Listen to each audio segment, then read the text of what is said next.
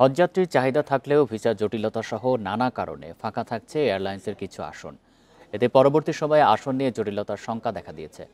Hub বলছে অতিরিক্ত slot থাকায় যাত্রী পরিবহনের সমস্যা হবে না।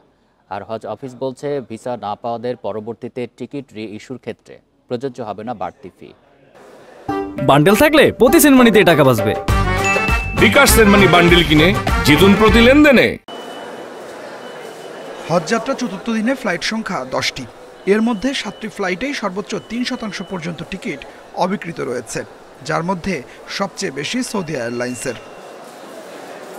এখানেই শেষ নয়। হজ পোর্টালের তথ্য বলছে 4 মে থেকে বাড়বে আরও জটিলতা। 10 মে পর্যন্ত কোনো কোনো ফ্লাইটের 64% টিকিট অবিক্রিত দেখাচ্ছে। হাব বলছে এজেন্সিগুলো সময়মতো টাকা পরিশোধ না করা ও এয়ারলাইন্সগুলোর তথ্য হালনাগাদ না করা টিকিট অবিক্রিত দেখানোর কারণ হতে পারে। এই প্রথম দিকের ফ্লাইটগুলো যথেষ্ট যাত্রী চাহিদা ছিল। আমাদের এজেন্সিগুলো হন্য হয়ে সিট খুঁজছে।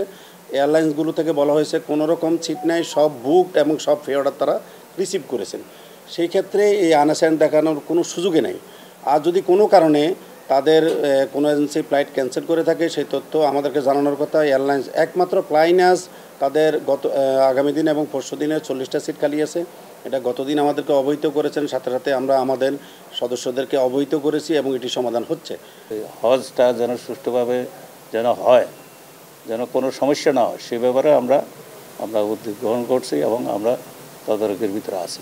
এদিকে বেড়েছে ভিসা প্রাপ্তির সংখ্যাও, তবে এখনও 14,000 জন ভিসার অপেক্ষায়। হজ অফিস বলছে ভিসা না পাওয়াদের পরবর্তী টিকিট ইস্যুর ক্ষেত্রে প্রযোজ্য হবে না বাড়তি ফি।